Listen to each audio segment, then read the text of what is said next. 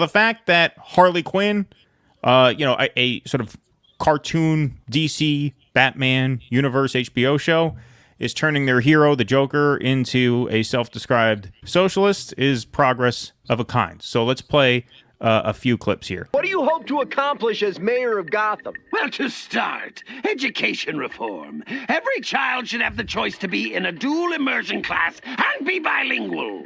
I also want free universal health care. And the rich 1%ers are gonna pay for it all. You want the rich to pay for all this? Are you like a socialist? I'm not like a socialist. I am a socialist. If you truly wanted to help Gotham, why not start with affordable housing? People pay for housing? Is Lex putting you up to this because of the evil lair tax? It's 0.5%, for Christ's sakes, and it all goes towards making Gotham College free. Good idea! You know, the barrier to higher education is one of the biggest causes of income inequality. This movie reminds us that billionaires like Bruce Wayne know no shame. The real drain on the city is the 1%. But today we come one step closer to ending the appalling wealth disparity in Gotham. This is a sting operation. Public humiliation has long history in the annals of justice, so we lured you into our trap. And now we're busting you for tax evasion. Ladies and gentlemen, and non-binary friends, this is for you! I think DC has kind of been the redheaded stepchild of the superhero world. Marvel, Disney has taken all the glory. Endgame, it's had all the culturally significant shows. Sometimes there's a freedom that comes with that. And it seems like they're giving the DC creators a much freer hand to be subversive.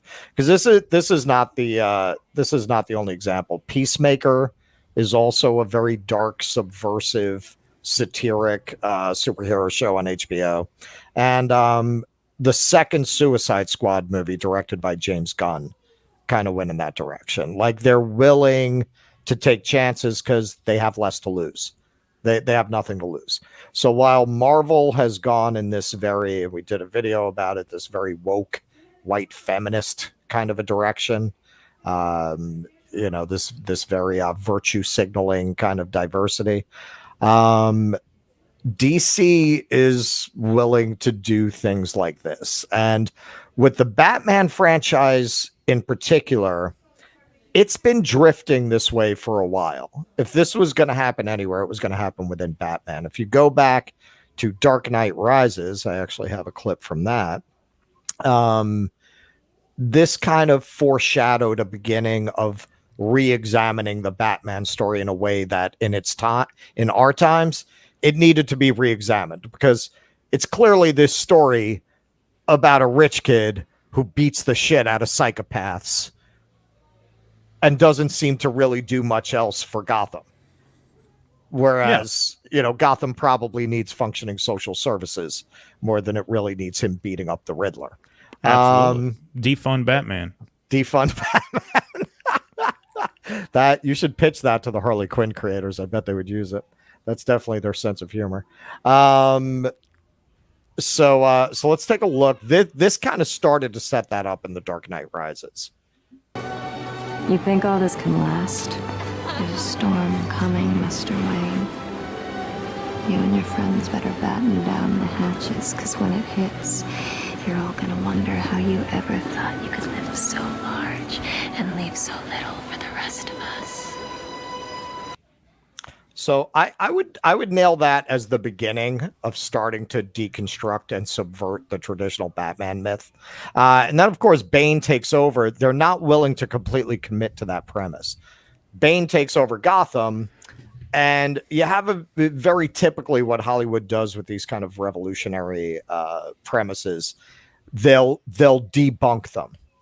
They'll present that, yes, there are social problems that are legitimate, but if you put these people in charge, it's Fidel Castro, it's Cuba, it's horrors, it's much worse than what Batman represents. You need Batman to stop people like this. So Bane has all of these speeches about giving Gotham back to the people, and and of course, in the end, that's a horror, right? It's the French Revolution. Well, the hidden symbolism of that moment in The Dark Knight Rises is that he's giving that speech at the Federal Hall building where George Washington took the oath of office to become the first president. Right. But yeah, I mean, they're presenting it as Blackgate prison in the movie. No, but I mean, that's why I said it's the hidden symbolism of that scene. Right. If you know Sure, New York, sure. you know Wall Street and Federal Hall, that's where they shot it. That scene takes place literally where this country became a country. Right. And it's where he's giving birth to the new thing that's going to replace it. Right. But then in the end, and Christopher Nolan, the director and co-writer of it, said they were based it on the French Revolution. So you have Scarecrow putting people on trial. Now, of course, Todd Phillips' Joker was the big breakthrough on just fully committing to flipping the whole Batman mythology on its head and making Batman, if not the villain, at least a very questionable figure. Harley Quinn has just fully committed to that, making the Joker and making Harley Quinn basically subversive socialist radicals redistributing the wealth. It's a very interesting direction to go in. Harley Quinn, I would say, is the most politically radical thing on TV right now, which I'll grant you, it's a low bar. But it definitely is. I don't know anything else on TV that's playing with these kinds of ideas and this kind of material. Yeah, and hitting it that squarely on the head. I would float a theory that somewhat challenges your premise. Although, I mean, you're right. I think the first time the sort of genesis of this shift was that Dark Knight Rises movie. That's when they were doing it. That represents a sort of intention, right? However, I think they actually started this shift by accident in the 2008 Dark Knight movie. And the reason I say by accident is because a lot of people interpreted that movie, which, like I said, came out in 2008. That was the Heath Ledger Joker performance, right? You know what? I'm already going to concede that whole point to you. I already know where you're going with it, but go on. Well, okay. You're right. All right, well, should we end the show or should we let the audience in on what I'm talking about? Don't forget we're doing this for an audience, just because there's not a live audience now. Should I continue? What do you think? What does everybody in the future crowd think? We're here every Sunday. Yeah, exactly. No, I mean, that movie, maybe you know what I'm talking about. That movie was interpreted, actually, by many as a pro-Bush film, right? Because there's a speech that Alfred gives to Bruce Wayne about halfway through that movie where Bruce Wayne doesn't know what to do because the Joker represents this sort of terrorist insurgent, right? That's just, an agent of chaos, just mangling the city, tearing the city to pieces. And Alfred tells Bruce Wayne, he says, you should endure, Master Wayne, endure, which sounds a lot like stay the course in Iraq. Don't give in to the terrorists, right? He says there are some men like the Joker, like the terrorists in the Middle East who just want to watch the world burn. Don't give in to them. And the sort of conclusion of that movie, the sort of message we were supposed to take away from that film is that the people of Gotham showed that they were better than the Joker, right? When the Joker sets up that trap where he has the two boats and he says, these are both going to explode unless one crowd blows up the other crowd first. And then Batman foils the plan and he tells the Joker the people of Gotham stood up for good because neither boatload of people chose to blow up the other boatload of people, which disproves the Joker's theory that basically people are animals who at the end of the day will always kill to save themselves, right? And they try to force this message down your throat that no, like you said, no, if you hand power over to the Joker, things will be worse, right? They tried to sort of force that message into the audience's minds. But it didn't really work, and it didn't really work for a couple of reasons. Number one, Heath Ledger's performance was so fucking good in that movie that the audience couldn't help but root for him. Like, you couldn't help but root for the Joker. That's one part of it. The other part is, politically, people at that time already knew what a disaster the Iraq War was. They already knew what a disaster George Bush was, right? This sort of neocon regime, represented by Bruce Wayne and Alfred in that movie, had already lost all legitimacy in the eyes of the public. George Bush's approval rating was 22% when he left office, which was just a few months after that movie came out. And so we kind of believed the Joker right? Maybe we didn't root for the Joker because he killed innocent people, right? But we knew as an audience, we just knew instinctively that the Joker's theory of society is more accurate than Bruce Wayne's. Why? Because the Joker wasn't born with a silver spoon in his mouth. The Joker wasn't born Bruce Wayne, right? And that was sort of the genesis. I don't think they did it on purpose.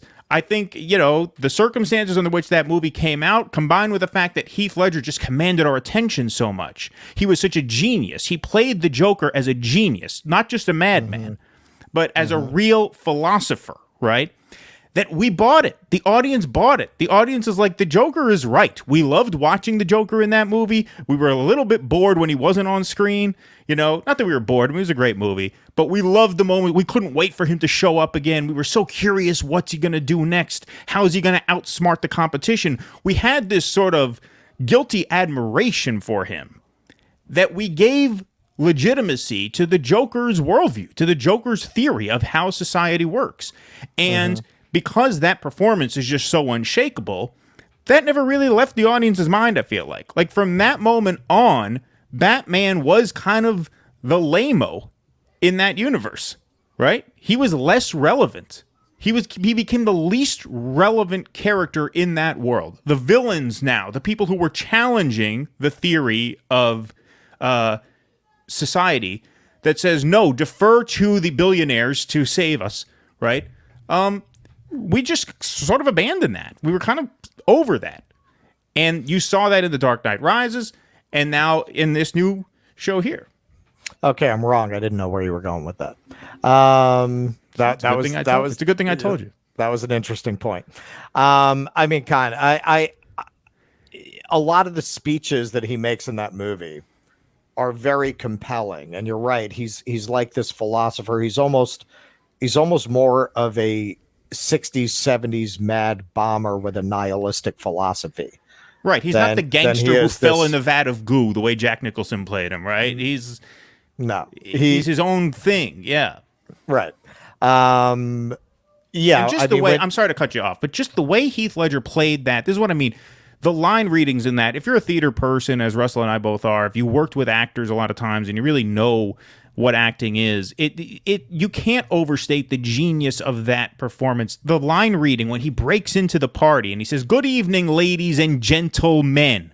He doesn't just say ladies and gentlemen. He says gentlemen, to barb them even harder. And that's an actor's choice, right? You can't give an actor a line reading. It was his choice to break up gentlemen into two words and say, okay, what does this word really mean? It means these are gentle men, because that's how they perceive themselves, but they're not gentle men. These are ruthless businessmen with their foot on the throat of people like me. And so that's what I mean by, every choice of that performance was just gold. I mean, that is a one for the ages. That's what I mean. That it exposes the that drives home the sort of subversive politics of that character and the way it was played. That's just, it's unshakable. You can't forget it. You'll never interpret the Batman universe the same after watching that. You can't possibly. Anyway, go ahead. Sorry.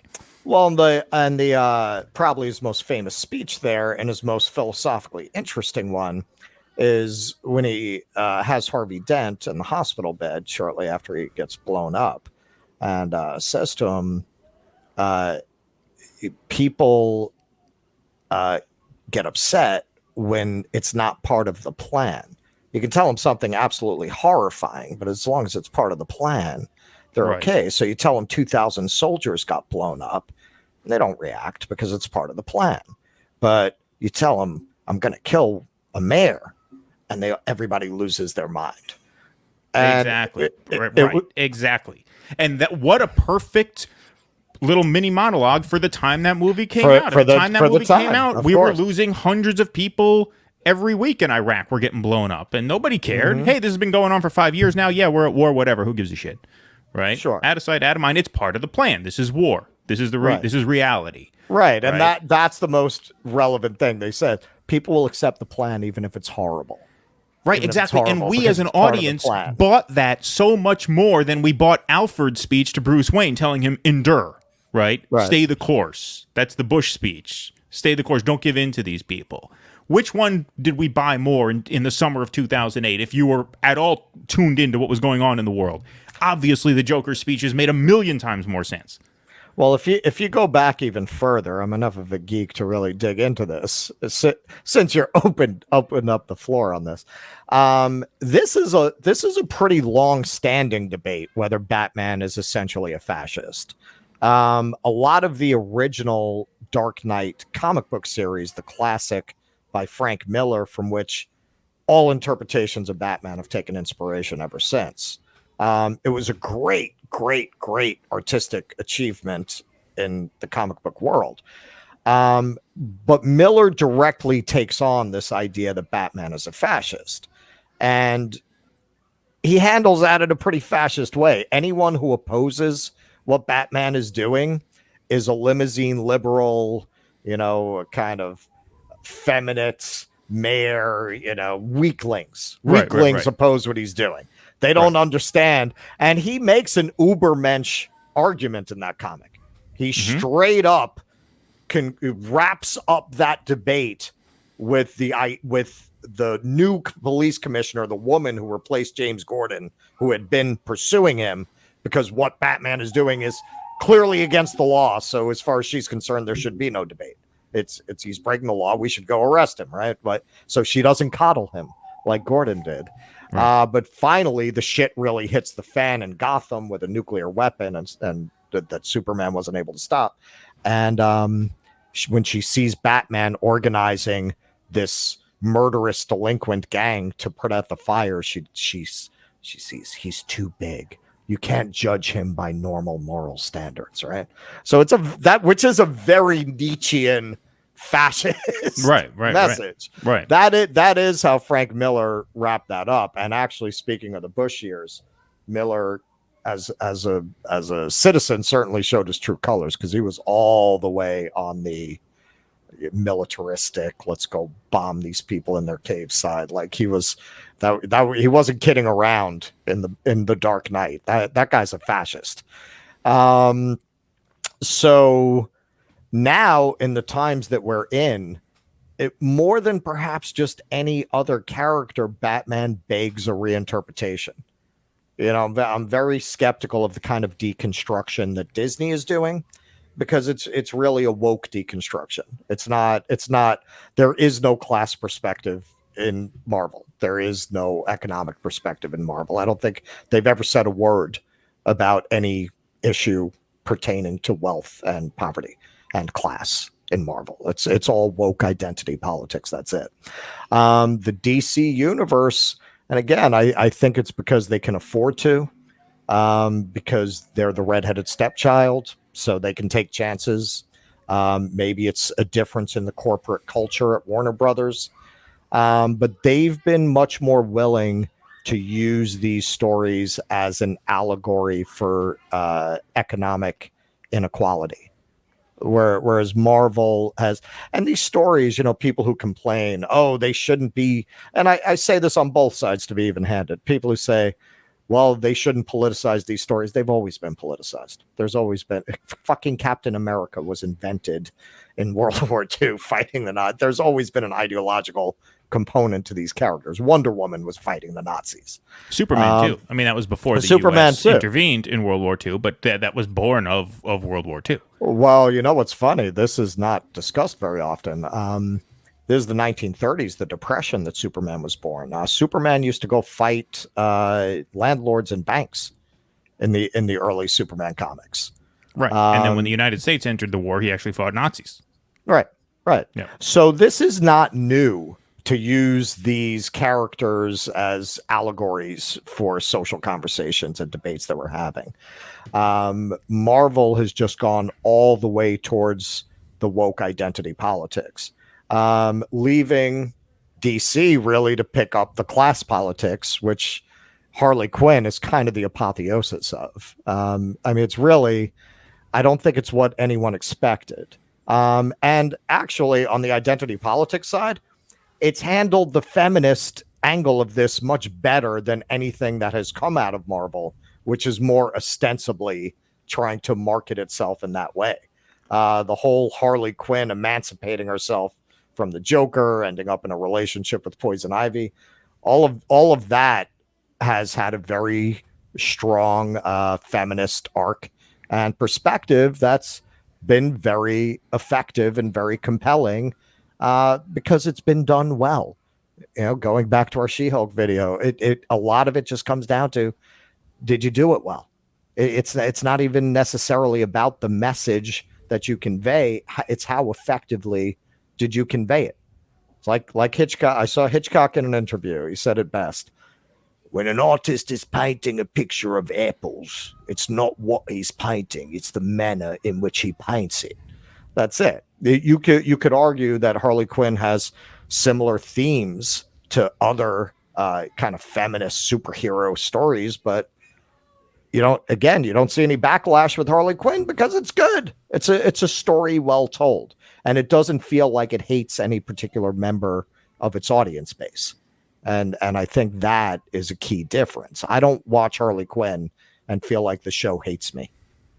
And I do feel that way with a lot of what comes out of Marvel. Please clap.